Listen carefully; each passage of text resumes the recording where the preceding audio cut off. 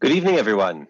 My name is David Shayevitz, and I'm a professor of Jewish history here at Northwestern and director of the Crown Family Center for Jewish and Israel Studies. And it's a real pleasure for me to welcome all of you tonight to the latest installment of our annual Renee and Lester Crown Speaker Series. Our topic tonight is Jewish and Israeli cuisine and culture. I'm so excited to introduce our speakers, but before I do, and before we kick things off, let me just say a word or two about the Crown Family Center and acknowledge some of the people who have who've made tonight's event possible.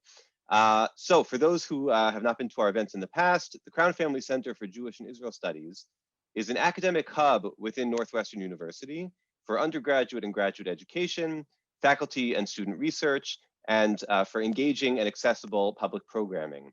Our students, affiliated faculty members, visiting professors, postdoctoral fellows, and others study, teach, and research Jewish history, Jewish philosophy and thought, Hebrew and Yiddish language and literature, Holocaust studies, and the history, politics, and culture of the State of Israel. Part of what makes the Crown Center unique among Northwestern's many departments and programs is our dedication to communal engagement and to building bridges between the university and the wider public. And tonight's event is one of several upcoming programs that aim to strengthen this connection. We're going to be putting into the chat a link to our website. Please take a look. You can find there information about upcoming events.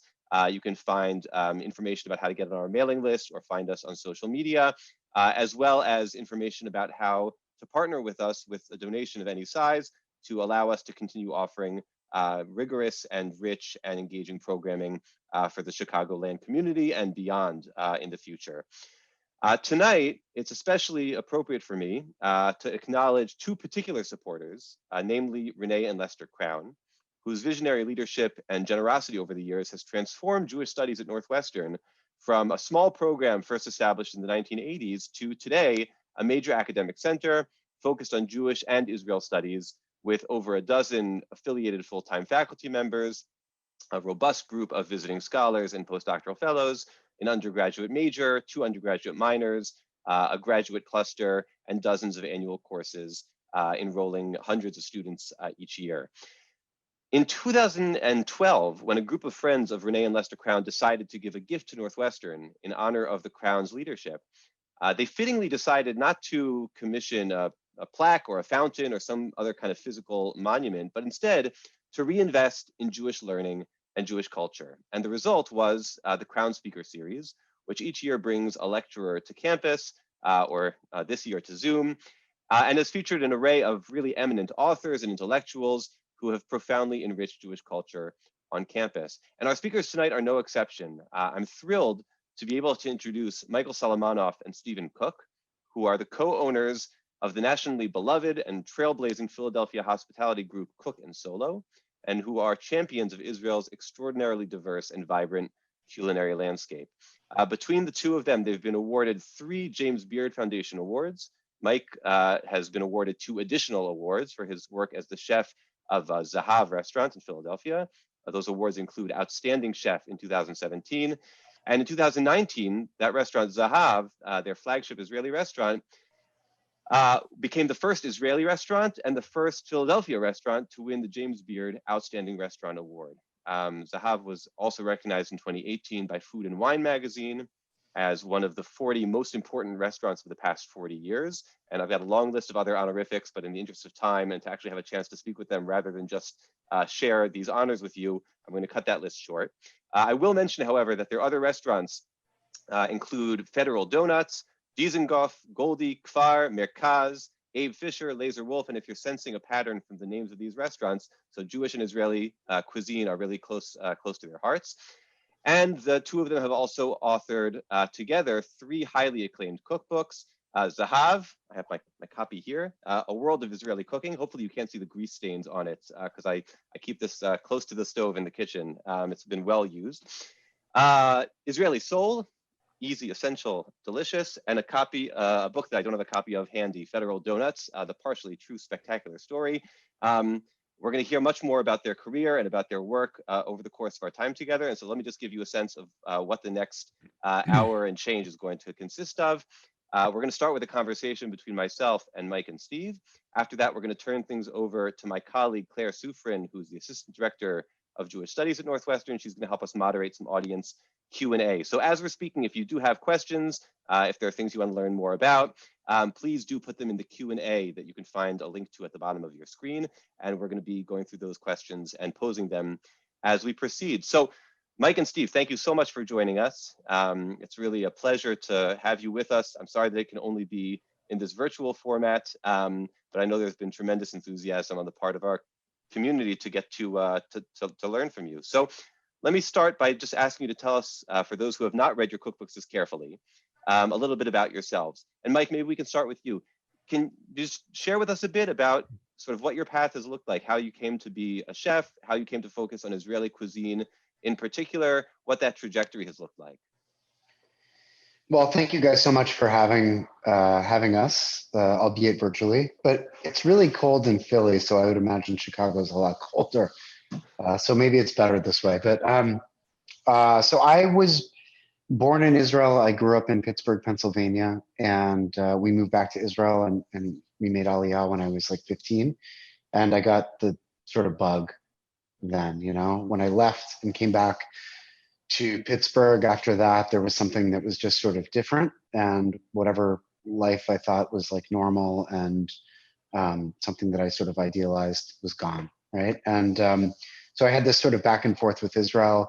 It ended up, I dropped out of university and ended up getting a job at a bakery in a town called Kfar Saba, which is just north of Tel Aviv. And I became a short order cook after that. And then I went to culinary school in Florida. And I moved to Philly and I worked at some of the, you know, I worked at a really awesome French American restaurant and then Italian restaurant. And then Steve hired me to work at his restaurant, Marigold Kitchen.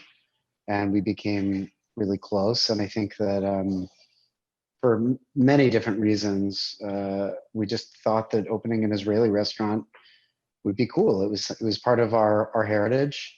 And at the time, if you wanted to be a cool chef or restaurateur, you went to Spain, you went to Italy, you dissected and emulsified and clarified all these there are all these techniques. And, you know, you'd go to Israel and eat fresh laffa, 20 different salads that explained so much culturally, and kebabs and all that. And we were like, this is what people want to eat. So we opened Zahav in 2008, and yeah, that the rest is history. The rest is history. So let me ask you one follow-up, which is that, you know, one of the things that I think makes especially the Zahav, the cookbook, so unique is that in addition to all the sort of culinary guidance and the recipes, you know, the reader really gets to know not just you, but your family. There are these different vignettes and the different chapters. And I hope you don't mind me asking, you know, one of the characters who really plays in the book a pivotal role in your journey is your brother. And I wonder if you could tell us a little bit about how he, the experience of your family factored into the direction that you took into Israeli cuisine. David, my little brother David, was born in the States, was born in Pittsburgh, and then we moved back to Israel, and I didn't assimilate, right? I went to an American boarding school for a year, and then I came back to the States and kind of went back and forth, and David just became Israeli. And after high school, he went to the army and served in the Golani unit and was a sniper. And then we got to bond a few years later, right before his release. It was when I was working at the Italian restaurant, and we closed for a few weeks in the summer, and it coincided with David's break, right before you are done with military service in the IDF, you get like a little vacation. And so my mom flew me back to Israel under the condition I would cook dinner for her friends. So David and I spent a few weeks hanging out, partying, and just really bonding, but also cooking this meal. And then a month later, or 2 months later, I guess, on Yom Kippur, 3 days before his release, he was killed by Hezbollah snipers. And that, I think upon reflection was probably the catalyst for something much greater. And this sort of attachment to Israel and advocacy for Israel, it just became important. Thank you. Thank you. Let me bring Steve into the conversation because Steve, I know you two have had a kind of a circuitous route that brought you to, becoming a restaurateur and a cookbook author. And so maybe you can tell us about your own background. I don't know if you ever saw yourself, at an earlier stage becoming a magnate of Israeli cooking and Israeli cuisine. But maybe you can, give us a little bit of background to your own journey. Sure. Yeah, I can honestly say I did not ever think that I would end up making a career out of Israeli food. I grew up, but I did grow up in South Florida, which is suburban Israel. So I feel like I got a good start. My father was a rabbi, which I think for a lot of, not all, my brother's a rabbi too, but for some children of rabbis, it can present a complicated relationship with Judaism. And so early in life, I kind of ran away from it as fast as I could. I ended up in Philadelphia to go to Wharton as an undergrad, pursuing a career in finance, which I did for about 6 years after I graduated. I lived in New York and I worked on Wall Street. And I think I knew literally the first day sitting in my cubicle, my first day on the job, that it wasn't going to be the career for me. But it took me 6 years to sort of work up the courage to find something that I did love. I had always loved to cook. I think if my connection to Judaism was, I think, strongest through the food. I think, and the memories of the food growing up. And so I decided to go to culinary school. I went to culinary school at night while I was working, and really just fell in love with it. And moved back to Philly in 2001. I think the same year that Mike moved back. We both moved to Philly the same year. We actually had apartments that were literally next door to each other, literally, but never met. And I started cooking in restaurants in Philly. It was a second career for me at the time, so I felt sort of in a rush to get where I was going, and I opened a little small restaurant that Mike referenced called Marigold Kitchen as the chef. Figured out a year later that I loved restaurants, but maybe the life of a chef wasn't for me. And that's how Mike and I met. We met through my wife, who had grown up in Pittsburgh with Mike, and we were the two Jewish line cooks in Philadelphia at the time. The industry has become more Jewish, but at the time, being a line cook was just another way to disappoint your mother if you were Jewish. And so Mike and I started working together. He came on board and took over and did things that I could never do in the kitchen.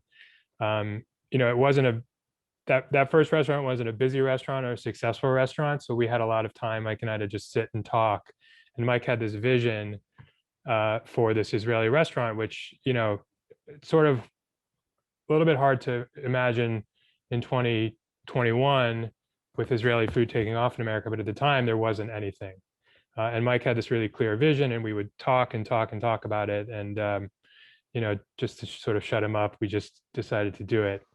And I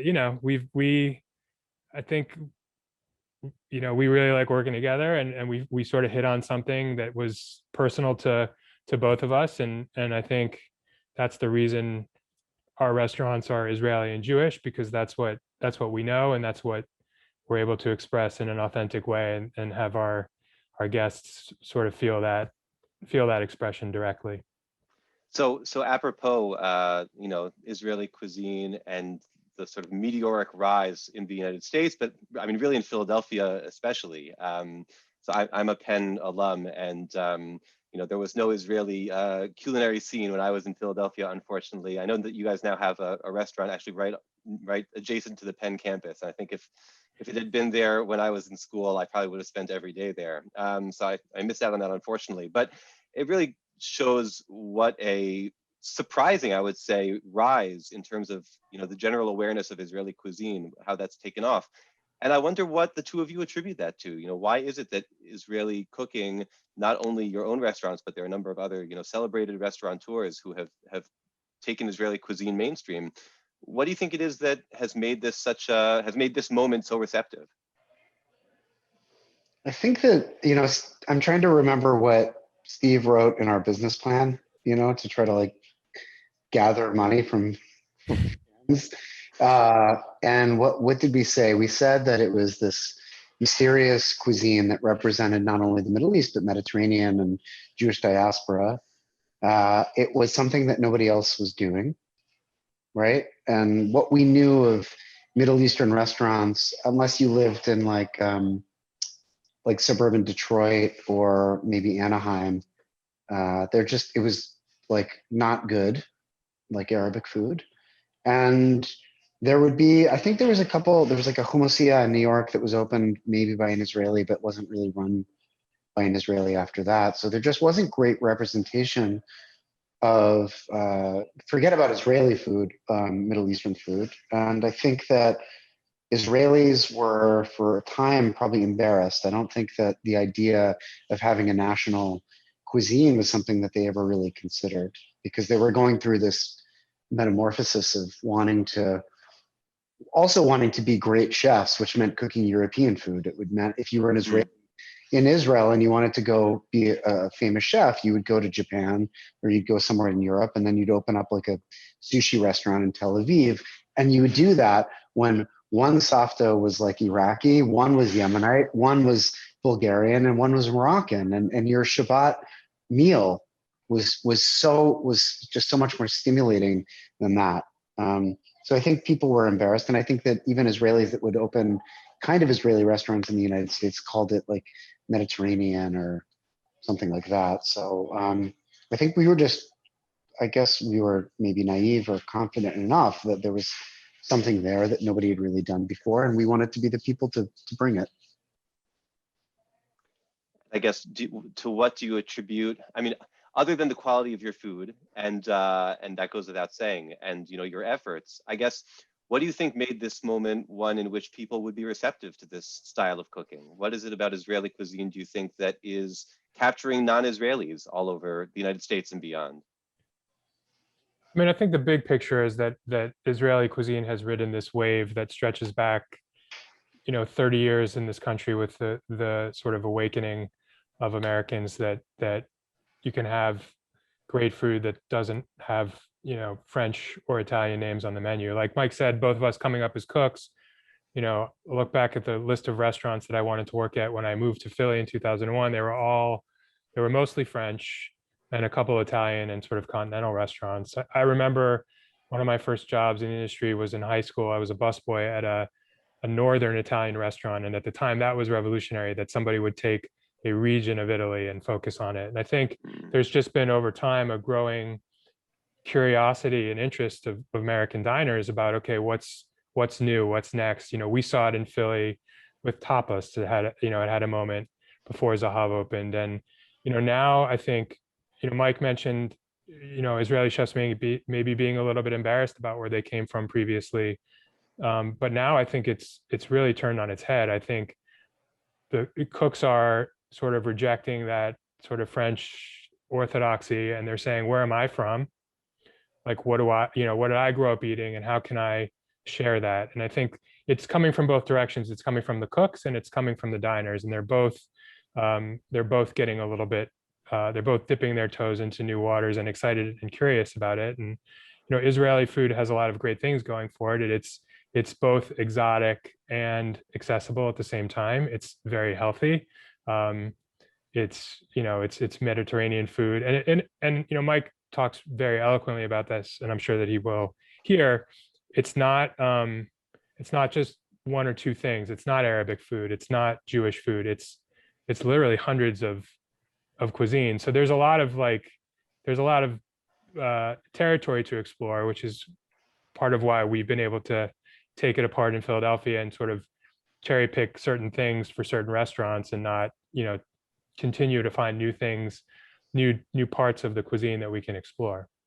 So, this is anticipating exactly where I was hoping to take you guys, which is, and I'll just give a drop of backstory. So, Mike, you were in a documentary that I highly recommend to anybody who's listening tonight.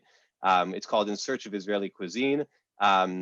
It's not a good documentary to watch, as I did, while between meals, while you're hungry, because it's just like you're salivating the whole time as you watch it. But the question that over the course of your travels and your interviews and your cooking in that documentary, the question that you ask so many of your interlocutors is, what is Israeli cuisine? Is there such a thing as Israeli cuisine? And one of the things I found so fascinating is, you're interviewing journalists and chefs and all these different, sort of sampling of Israeli people. And some of them say, yes, there absolutely is an Israeli cuisine. Some say, no, we're much too young to even have a sort of an integrated, independent cuisine. And given all of those different roots, all of those different, trajectories of different kinds of food cultures that fuse together in Israeli cuisine that Steve mentioned, I wonder, what did you come away from that experience? What was the answer? Did you find Israeli cuisine? Is there such a thing that transcends the sum of its parts? The answer is yes, that there is. And I think that national cuisine, there's no such, there's no actual national cuisine. Everything comes from everywhere. But to the extent that, if you accept that there is Israel and that there is Israeli culture, then you accept that there is Israeli cuisine. I guess I thought it was really, it's just, and that was, I don't even know when we filmed that. I mean, that was in 2013, right? That was a long time ago in terms of food trends, and so much has happened in Israel, but there absolutely is an Israeli cuisine. And I think that it's funny because it's evolving, right? But what it's doing is looking back further, right? We're like getting, like we're discovering and going and delving further into the diaspora of where we come from and reviving food traditions that don't exist anywhere else, right? They're the Libyan, the food from Tripoli, the Jewish food from Tripoli, Libya, is the only place that exists right now. Basically, is Israel. I mean, probably a little bit in France or whatever, but like generally speaking, Tunisian Jewish food. There's 1,000 Tunisian Jews in Tunisia, right? And so they're either in Paris or they're in Israel. And Yemen, I mean, there probably are 0 Jews in Yemen. I just think that, you can't, and the huge argument, and I'm sort of jumping around here, the huge argument that I get is political, right? Is that this is stolen cuisine, that hummus isn't Jewish, and that without either loosely or very deliberately recognizing the influence of Palestinian cooking, it's this, which I understand, I totally get it, but I don't think that it's accurate. I think that it is not just a stolen cuisine. And if you say that it is simply this or that, what you're doing is basically erasing the way that like Palestinian chefs, again, I totally understand this, feel like Jewish or Israeli cuisine erases Palestinian culture. If you flip it and you go the other sort of, you let the pendulum swing the other way, what you're doing is saying that like the thousands of years of diaspora, the migration, inquisitions, all the pogroms, all of this settling, transporting, transmitting, all of kashrut, right? Because that is this isn't just the food, the Jewish food that you eat in Israel from Yemen isn't just Yemeni food. It's through the laws of kashrut and Shabbat and Rosh Hashanah and all these things that we have to celebrate that are around food. So if you say that there's no such thing as Israeli food, you're actually you're erasing Jewish history as well. And I don't, that's not gonna like happen under my watch. So that's really, really well said. I think I'll just note for our audience members who may have noticed that we lost a participant. Steve is having some internet connection issues, and we're hoping to get him back on as quickly as we can. In the meantime, he knew that there were going to be challenging questions, and so he shut up. He didn't want to have to weigh in on the hot button issues. Hopefully, we'll get a chance to pin him to the wall when he gets back. But I mean, since we went in this direction, so let me ask you. I think this is really sort of eloquent the way that you're addressing. Sometimes this is called the Hummus Wars, right? Or these debates over food and indigeneity. Which is ridiculous, right? Because it's not like, I don't think, I mean, everybody sort of owns hummus, right? And, I don't think actually the Palestinians invented hummus, but if you notice in the first scene of the documentary, when we go to this restaurant, this place Busi, this Shipudia in Shchonot Tikva, we're pointing around and I'm like, sort of articulating this like all this diversity that we have. And I point to hummus and say it's Palestinian, right? Because I think that it's important to recognize that like the contribution that Palestinian contribution to Israeli food is of the utmost importance, right? And but like falafel, you know, if you want to like argue about Israel, you can point to falafel and get really upset. The reality is Coptic Christians invented falafel in the 4th century. Okay, like so we're all stealing it from Coptic Christians that probably made it to not serve Lent or not to have meat on Lent, you know? And I think in general, especially in Arabia or in the Middle East or the Mediterranean, there was so much appropriation. There was so much occupation. I mean, the Ottomans are the ones that actually did all of the spreading of food mostly. So I think this is something that we, you know, have certainly learned a lot more about. I mean, I certainly have from the film. One of my closest friends in the world is a Palestinian cookbook author, and it has certainly changed the way that I think about things. But I don't think that like, you know, labeling Israeli cuisine as something that is like farcical is useful. I think that's just, I just think it's bullshit. You know, I don't believe it. Yeah.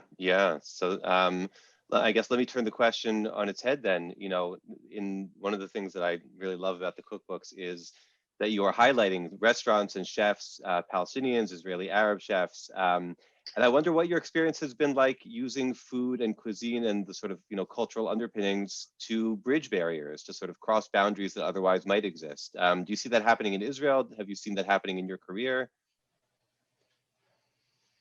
It's hard. I don't know. I feel like whenever there's any sort of step forward, you're always reminded that there's like plenty of haters out there that actually don't want any sort of progress. So I think it's really, really challenging for many reasons. And Steve can probably speak to this a lot more eloquently than I can. But I think that I think the majority of people on both sides want the same thing. And I think that, I just think there's this sort of cultural and societal pressure that sometimes, and political, obviously, pressures that don't really allow that to happen.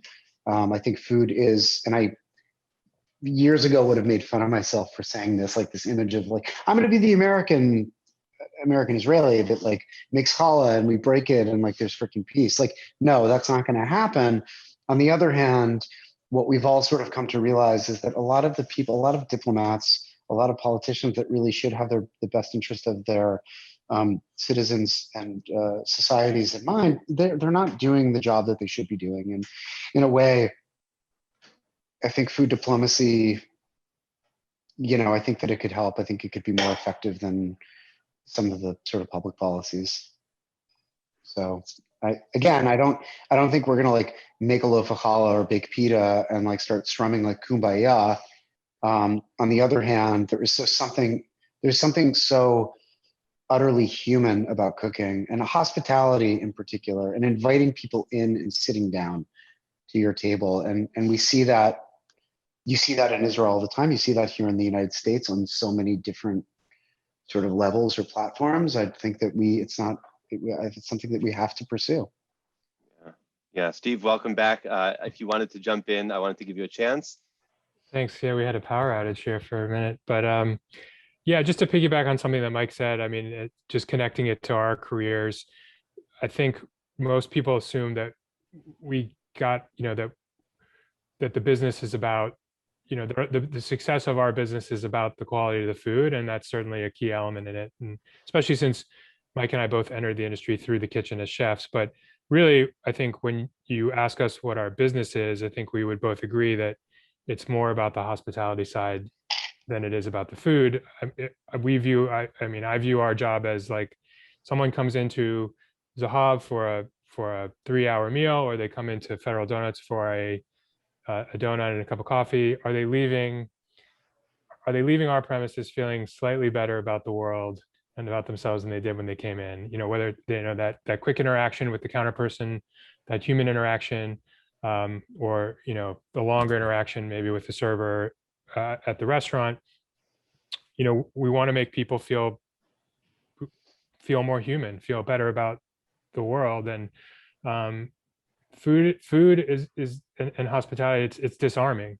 when you sit down and you talk to somebody over food, it disarms people. And you know, we haven't we haven't found peace in the Middle East through food yet, but I would say one of the things that I've learned from working with Mike all these years is, you know, we talk all day long, and we talk about all the problems that the business faces. And, you know, I come to Mike with a problem and he's like, well, why don't you just sit down and have a cup of coffee with this person? As much as that's 180 degrees from my natural instinct, like, he's always right. You sit down with the person, it really, you put a face to any conflict, and it just makes solving it easier. And so we haven't got there yet with Mideast diplomacy, but maybe one day. Just a few more cups of coffee. That's really nicely put. Thank you. Let me turn us from Israeli food and Israeli cuisine maybe to some questions about Jewish food. One of the things, as somebody who is himself of, you know, personally of Ashkenazi origins, but a great lover of Sephardi and Mizrahi, right, of the kind of food that you guys mostly cook. Maybe you can speak a little bit about sort of that balance in your restaurants in Israeli culture. There's, I know one restaurant you've opened recently, Abe Fisher, which sort of does this elevated take on some of the Ashkenazi classics, but it seems like it's in the minority of what you guys spend your time cooking. And I wonder if you can tell us a little bit about, you know, how you approach that divide in the Jewish culinary tradition. Well, I think that when we're talking about Israeli food in general, I feel like everybody likes Sephardic and Mizrahi cooking, and that's kind of like how you sell it. I mean, I grew up, Steve is 100% Ashkenazi, I'm half. I just don't think that Ashkenazi has got the good press that it deserves. I found this out in Israel. This guy Shmuel Holland, who was from Poland or Hungary, and he was like, we would forage for wild mushrooms and there were berries and this and that, but a lot of the early immigrants to especially North America from that were of Ashkenazi descent came with absolutely nothing, and there just wasn't access to great stuff. So I think that we have an emotional connection to Ashkenazi food. I think there is good Ashkenazi food. I think that it's like maybe a harder sell to the West to get past this idea that all the food is like bland, heavy, or smells like raw onions. I don't know. Yeah, I think we write a little bit about it in Israeli Soul, and it's like, you know, the question to ask is Sephardic food just better than Ashkenazi food? I think that's like some people would probably say yes, like, you know, is Paul Simon just better than Art Garfunkel? But you know, but I'd still say like my last meal is going to be a pastrami sandwich. So it's I think when, you know, I think that as Mike said, like when you know, European Jews immigrated, you know, especially post-war to Israel, in a lot of cases they really intentionally wanted to leave behind where they had just come from.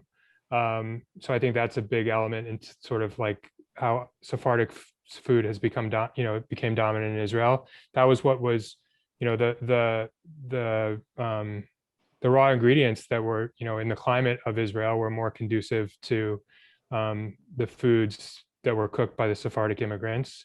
So, you know, and I think especially now, from a sort of health conscious perspective, Sephardic food can be perceived as healthier. As Mike said, with our restaurant, A Fisher, which is elevated Ashkenazi food, we're constantly sort of fighting the stereotype that it's just sort of heavy and you need a nap afterwards. But there's a lot of richness to mine, and I think you can, you know, with a lot of American Jews in particular, like that food really strikes a chord. So it might not be something people want to eat every single day, but there is that connection there for many American Jews, for the Ashkenazi food. So here I just have to say as an aside that one of those American Jews got in touch with me after we started publicizing this talk and asked me if I could please put in a plug that you should start serving cholent at one of your restaurants. I don't know if that's in the plans, but maybe there's some demand for some of the Ashkenazi classics. So let me ask you another Jewish food question, which is that there actually has been a sort of mini controversy over the last couple of weeks that I'm sure that you've been asked to weigh in on in the past. It was the subject of a editorial of the New York Times. Was a Hamantash recipe in Bon Appetit, and it raised a question for those who are listening in who weren't aware of this. Some quick Googling will turn this up, but it raised a question again of sort of ownership. Who has sort of the right to weigh in on Jewish food? In this case, it was somebody who was not a Jewish author who was saying, here's a better, how to build a better Hamantashen. And there's been a lot of sort of, heat and very little light on both sides. I wonder, what you make of this kind of question about, who has a right to weigh in or to define what is and is not Jewish food or good Jewish food. I mean, isn't the whole point the argument? Like, isn't the point to have something to talk about, something as unimportant as Hamantashen or as important as Hamantashen? I mean, I think that I don't know. I think anybody has a right to weigh in. I don't know. Sometimes people are surprised, like people ask us for recipes often with the sort of expectation that the recipes are somehow a secret and we're not going to share them. Food is for sharing. We don't believe that you should have to have some sort of membership card to cook a certain type of food. I happen to love my mother's Hamantashen, so much so that like whenever we make Hamantashen in the restaurant, I sort of insist that we use that recipe. But that's partly because they're great and partly because that's what I grew up with. And I think you can't, it's a subjective thing. And I think the fun is in the debating of it, not in trying to like settle it definitively. So we're just about out of time for this segment of our conversation. So maybe now we should turn things over to audience Q&A. I can see that there's a whole bunch of questions that have been building up. So I think I'll thank both Mike and Steve so much for a really fascinating and illuminating conversation, and ask Claire Sufrin, who's my colleague at Northwestern, if she can join us on screen. There she is. And Claire, I know, has been collecting some questions from our audience. And I know there's some eagerness to add more questions into the mix. So Claire, take it away. Sure. Thanks so much, David. And thanks, Mike and Steve, for everything you've said so far. We've got a number of people who are curious in different ways about kashrut, about the Jewish dietary laws. And Mike, you made a point that really struck me, that no matter where its roots might be in the world, that all Jewish food is filtered through the dietary laws. So for example, Jewish recipes will typically not mix milk and meat. So people are curious, how do you approach the kosher laws, how they influenced your thinking about Israeli food, both like what you cook for yourself, but also what happens in the restaurants, plural. Yeah, that is a great question. And that was a really big debate when we opened Zahav, right? Because I don't keep kosher in my house. Steve does more so than I do.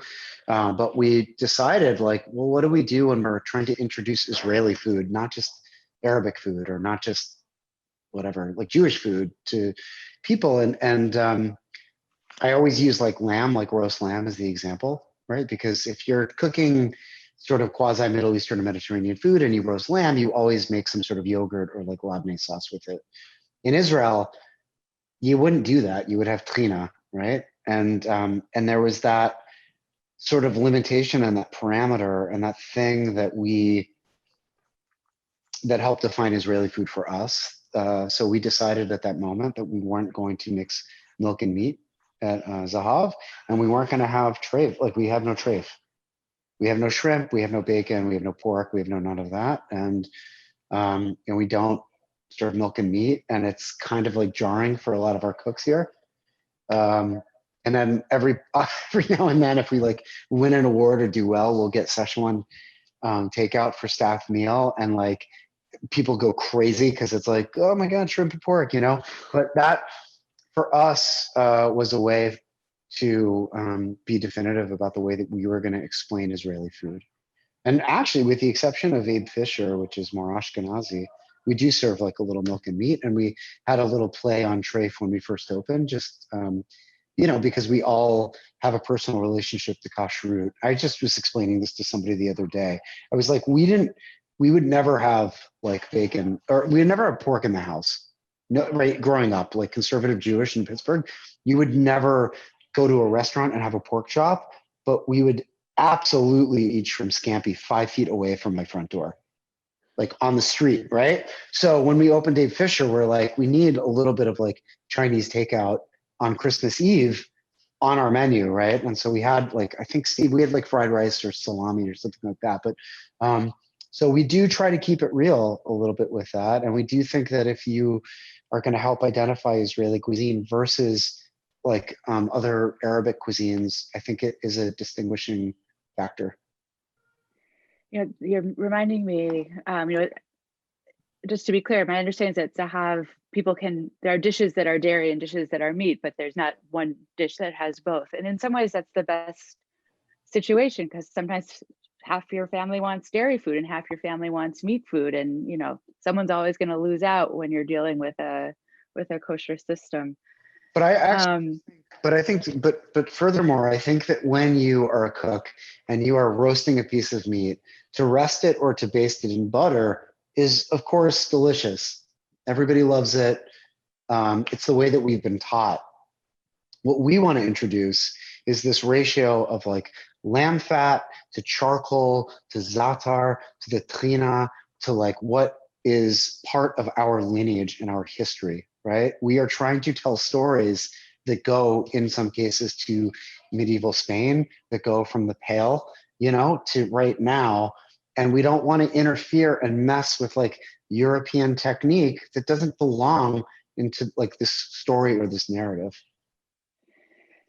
So like many people, I've been on like a babka baking journey over the pandemic, and I see that same debate happening in all the different babka recipes, right? Do you laminate your babka and put butter between all the layers and turn it into a French pastry? Or are you baking something that is much simpler that really any homemaker could bake? So I appreciate that. I'm curious, for both of you, looking at the larger, restaurant empire, what makes them American? We've talked a lot about what makes them Jewish, but what makes them American? Because that's another, you're in Philly, which is one of the most, original American cities. So how does that influence your cooking and your hospitality? Well, I mean, the easiest answer to that is to just take a look at Federal Donuts, which is serves fried chicken and donuts. We try to throw in a few Jewish things into it, but it's a pretty American concept. I mean, the colors of the company are the colors of the American flag. I mean, I think this is going to sound overly simplistic, but and I'll let Mike kind of elaborate on this specific to Zahav. But I mean, they're American because they're in America. They're Philadelphian because they're in Philadelphia. We don't have the same products. Like we go to Israel, we get inspired by restaurants that we eat at. In some cases we flat out rip them off, but they don't end up tasting like they taste in Israel. Maybe sometimes they're better, more often they're not, but they taste like Philadelphia because that's the product that we're using, and that's the style of service that Americans are used to giving and receiving. And I think that comes across mostly at Zahav, the way that Mike has kind of taken the spirit of Israeli cuisine, but adapted it to what is available to us here in Eastern Pennsylvania. Is there an ingredient that you can't get here that you would do anything to be able to get? Or at this point in globalization, it's just finding somebody to send it and having the money to pay for it? I think that we talk all the time about the quality of eggplant that you get here. It's that you just have to manipulate it and do certain things. I mean, I think it could be any piece of produce, quite honestly. The Persian cucumbers that you get in the market in Israel that are from no less than 100 miles away, every single season. Tomatoes, I don't know. Steve, we discuss this all the time. Every time one of us goes to Israel, we like sending like pissed off WhatsApp messages like, why can't we just get this? And I think also it changes the economics of it. I mean, it's one thing like for a few shekels in Israel to eat the freshest, flavorful produce that you've ever tasted. Like it's, that everybody can eat. You can do that here. You just have to charge a lot more money for it. And I think in that transaction, it changes the perception of that food. Yeah, I mean, I was at Zahav once. It was when my youngest brother graduated from college, and we were all in Philly for the occasion. And I mean, I have such vivid memories of it because it was so special. I actually want to talk also about hummus, and this is coming a little bit from me and a little bit from the questions that we're seeing. One of the major changes between the two cookbooks is how quickly the hummus recipe goes. What happened? Well, first describe the two recipes for people who haven't studied the cookbooks, and then explain why each cookbook needed its own recipe.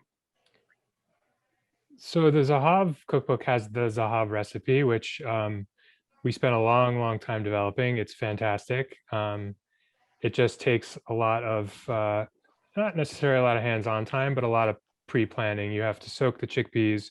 You have to really cook the hell out of the chickpeas.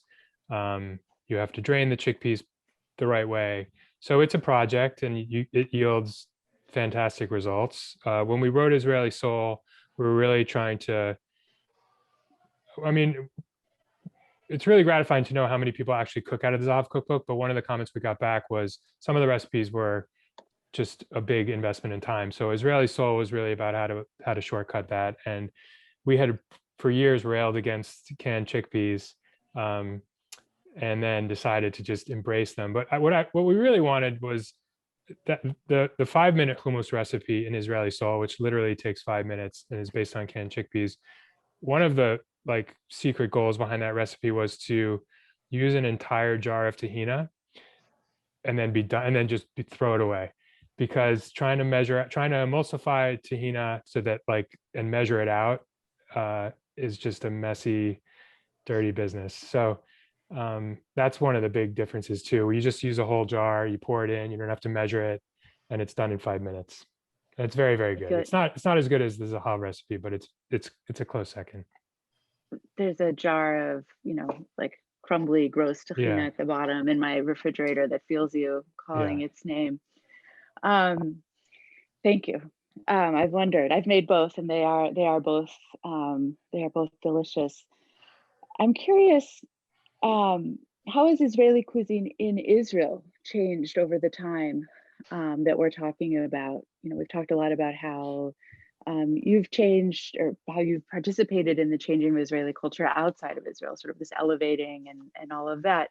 But what have you seen? What are the trends in Israel that you've observed when you've traveled around?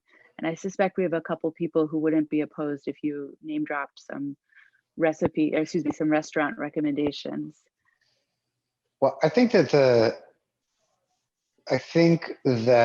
people have embraced their lineage. I think that people have woken up to realize that cooking European food or food from elsewhere isn't as good as what they have in their backyard. And I think that they've also, sort of coinciding with us or the rest of the world, realized that there is something here and there's something to celebrate. Food tourism is now a thing in Israel, right? Like back in my parents', or even in the 80s, or whenever we would go on like school trips, there was nobody going to Israel for like food, and nobody going for wine, and nobody going because they wanted it. Actually, a perfect example is our buddy who owns Guetta, which is a Libyan restaurant in Jaffa, right? And he was cooking, I think, French food or something like that, and the restaurant was failing, and his grandmother said, why don't you cook like our food? The food from Tripoli, right? And so he makes the most incredible couscous you've ever had in your life. Guetta restaurant, everybody out there. And flights right now, if you are willing to gamble a little bit, $800 round trip. Okay. yeah, so the couscous is unreal, and the cherchi is like next level, and the preserved lemons are, what, 4 or 5 generations of.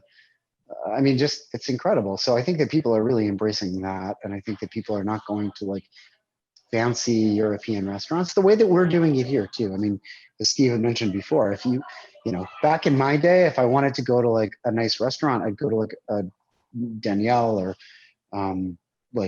Charlie Trot, or like something. And I'm trying to think of Chicago. There was a French restaurant that was in Chicago before most of you people were born. That was like the precursor to Charlie Trotter, and there was like a helicopter landing pad, and it was like super French. And in Philly, we had George Perry, Lebec Finn, and those days are gone. So like eating on the street, standing up, gives you the food memories that you care more about than Michelin rated meals. So I think that people are embracing that, not just diners, but I think that restaurateurs, I think that operators really care about it. So, and I do actually think, and going back to what we were talking about, food diplomacy, I think it's very easy for Israelis to accept Palestinian cuisine that way too, because like, quite honestly, those have been the favorite restaurants of Jewish Israelis. The Arab shipudia, or the Arab kebab shop, is like where every Jewish Israeli would eat on Shabbat if they were not Shomer Shabbat, and I think it's just It was open. always open. There's a restaurant in an incredible restaurant in what is the name of it? What's the artist colony, Steve? And there's and it is. So there's artist colony that's north of Zichron. Oh, it's and behind is a Palestinian or like Palestinian Israeli village called Ein Chod, and the patriarch of that village opened a restaurant in the salon of his house, and then it became a restaurant called Bait, and he had used that restaurant to lobby to get electricity and infrastructure for his village, because all of the lawmakers in Israel on Fridays would go to his salon and eventually his restaurant and eat. So it took 5 years or something like that, but that's the way that his village became recognized. So there are dozens of restaurants like that, and I think that that's where this is also sort of semantics, but I feel like what's the cucumber tomato salad? What do we call that here? Cucumber, tomato, parsley, lemon, salt. What do we call Israeli salad? Israeli salad. So a Jew in Israel, they call that an Arab salad, and maybe they have a little more trina on the side, but I do think that there's something there. So I'm going to jump back in, Claire, if that's okay, because two of these questions have come together in my mind, which is that so the Israeli soul 5-minute hummus has become our Friday afternoon pre-Shabbat, tradition in my house. And now, speaking about where Israeli Jews want to be going on Shabbat, what their traditions are. So, it makes me wonder what your traditions are, Mike and Steve. How do you cook at home when you're not cooking for guests, when you're not cooking, in the hospitality context? Do you have traditions or traditional foods that are part of, I don't know, your own Jewish or your own Israeli, families? Yeah, vegetarian chicken nuggets over my sink is right after we like him. No, Steve's got it. Steve's I was just thinking about our a very typical. My wife. I mean, I cook on the weekends, but my wife typically cooks Shabbat dinner for us every Friday, and she usually cooks this giant meal that always starts with matzo ball soup. And we have 4 kids, and they eat they all eat the matzo ball soup, and then they get up from the table and don't eat any of the other food. So we end up having half of that food for lunch on Saturday. But they are that we've got a Mike and I both live a block from each other and away from each other in South Philly, where we have like an incredible Mexican and Southeast Asian immigrant community, and the restaurants around here, we eat a lot of Vietnamese food, we eat a lot of Mexican food, but we do always have matzo ball soup for Shabbat. Otherwise we hear it from the kids. Yeah, I don't have, I'm typically working on Shabbat, but I think that actually one of our prep cooks and dishwashers makes tamales. Like he's like a private business. Probably makes more money than all of our restaurants combined. And he'll make like 700 tamales. And he does deliveries in South Philly. So my kids and I usually eat like chicken mole tamales Sunday morning from Rosie, who's good. But I don't know. My kids are now getting into cooking, which has been really, really fun. And we were stretching borekas together last time, which is like the best. So I have to jump in just to let you know about 6 or 8 people have identified the restaurant for you. It's Le Francais in Wheeling, which is a suburb of Chicago. So I salute the memories of many of our audience members. Job team. And it looks like a number No. of others have put in requests for outposts of your empire here in Chicago. So when you're looking to expand, keep us in mind. Yeah, we will. Easy flights. We love Chicago. Chicago, I will say, is like probably our favorite restaurant city. It's really wonderful, and you guys have great service. Everybody's so nice there, you know. And yeah, what I love about Chicago is similar to Philly. I feel like New York and San Francisco are so sort of prohibitive and so expensive, and there's this weird. I mean, it happens in every city, and there's classism obviously, and there's like, you know, sort of discrepancies between pay. But like in Philly, our servers and our bussers and like the owners and the chefs oftentimes have the same zip code as like our diners, you know, and I feel like there's something really welcoming about that. And I feel like Chicago, which is probably a bit more expensive than Philly, but it's not, like you can still live and you can still find places to eat that are reasonable. There are holes in the wall. There are places that are, you know, sort of dynastic and like generational. And I just feel like you guys have a great city, a great eating city. And Donut Vault, forget about it. When we won the Beard Awards, every single time, that's our treat, you know? We get up early in the morning and take an Uber to the Donut Vault and like get heartburn for like a day and a half afterwards. But it was worth it. Somebody just asked, what do you think about Gallet in Chicago? Well, I was gonna mention Gallet is, you guys have a great Israeli restaurant in Chicago. The chef, Zach Engel, is a family friend of mine and cooked at Zahav before opening Shaya. So you guys have good Israeli. So this is maybe opens to another question that we got that I was debating whether or not to bring up, which was, you know, do all of the high profile Israeli chefs get along? Are there rivalries between you and Yotam or Einat? Like, is there a camaraderie? Is there lack of relationship? How does it work when you do this for a job? I don't know. I don't know. I think everybody kind of gets along, but everybody also, we're all insecure line cooks at the end of the day. Some of us Israeli. So yeah. we don't talk about Fight Club. Yeah. Sorry, I broke the rules. No, I think that I'll, as much as I like to talk smack about people that I think maybe steal our recipes and techniques or whatever, I think that the sort of greater good in the fact that we're all part of a movement that has happened in our lifetime, something that we are actually part of, that represents and advocates for Israel positively, is worth or supersedes any sort of insecurity that I may have on a regular basis when I'm flipping through other people's cookbooks, you know? Yeah. I know that the feeling of flipping, but maybe with a slightly different experience. Can you talk a little bit, you know, you've mentioned your staff quite a few times, and I think a lot of people would be interested to know a little bit more about, you know, who works for you? You know, do you have people with, coming in, Israelis working for you in the kitchen, people of all backgrounds? And then also, if you could talk a little bit about the pandemic and what that's meant for your business.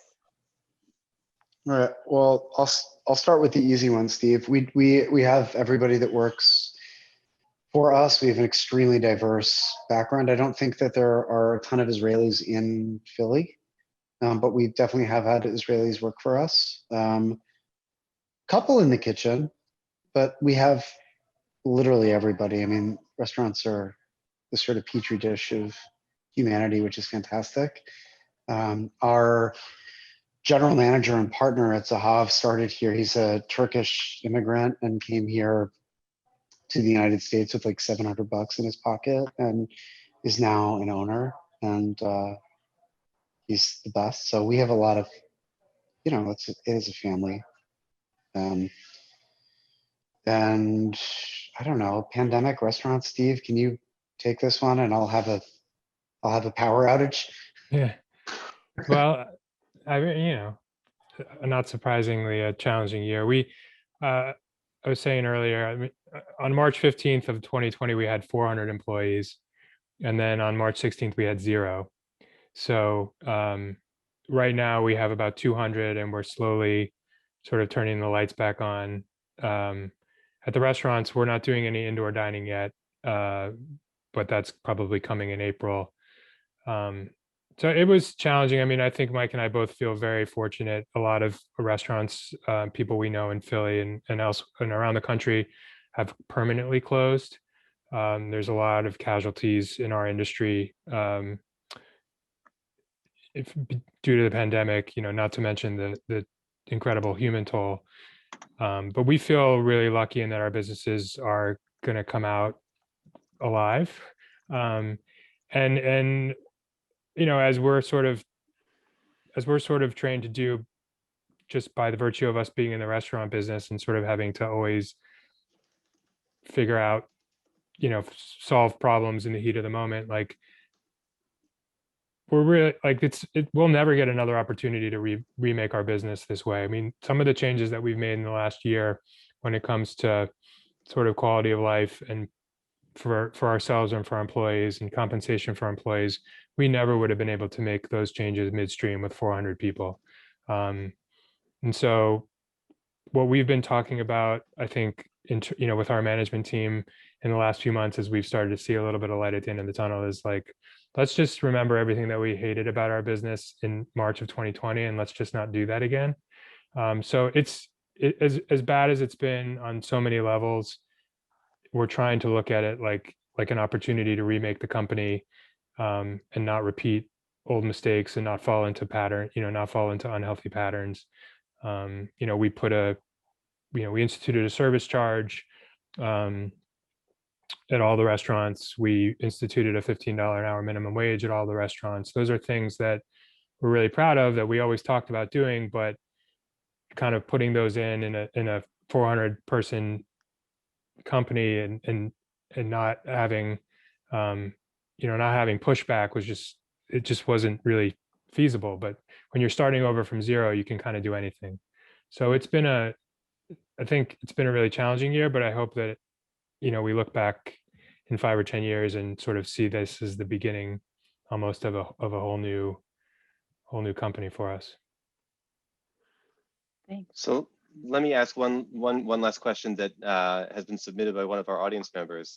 Somebody asked about whether you've experienced any kind of pushback or anti-Semitism, as such public faces for sort of ambassadors for Israel, people who, wear your sort of Jewish identity on your sleeves, so to speak. I know, Mike, that you're from Pittsburgh, or that you have roots in Pittsburgh, and obviously there's a personal dimension, I could imagine, to what happened there. Is this something that, plays a role or has affected your business or your personal, relationship to this phenomenon of anti-Semitism? It hasn't affected our business.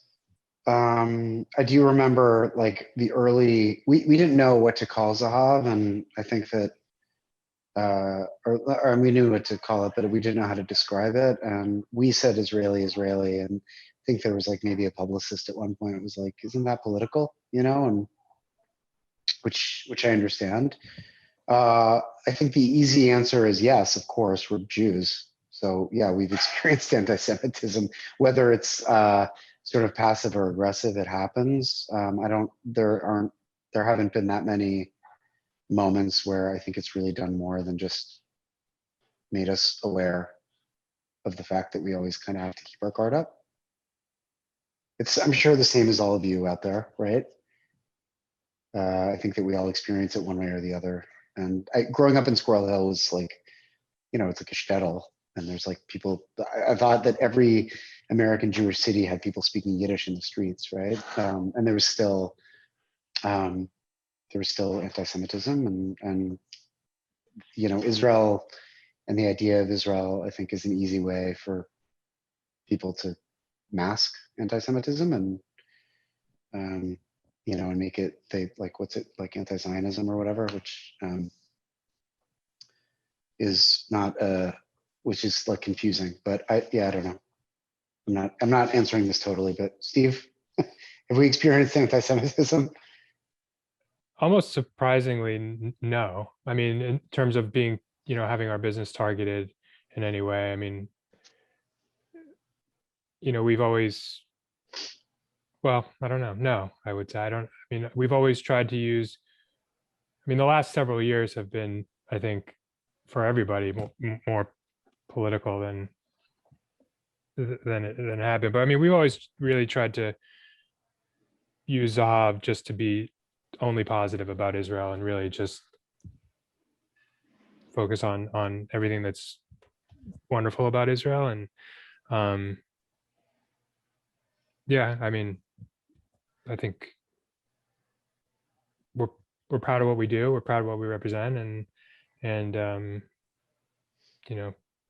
there hasn't been a huge negative impact so far. That's wonderful, and hopefully will continue. And I think that since we're coming up on our time, I think that I'll thank you so much for having been with us tonight. Thank you for all the work that you do, and for giving all of us in the audience, and for giving myself and Claire the chance to have this conversation and to learn more about your background. And I wish you all the best of luck going forward. And thank you so much for joining us. Thank you. Thank you. So for those in the audience, thank you so much to you as well for joining us. And please do have a look at our website to learn more about some of our upcoming program. And I hope to see all of you at future events by the Crown Center going forward. Have a wonderful night, everyone. Thank you so much.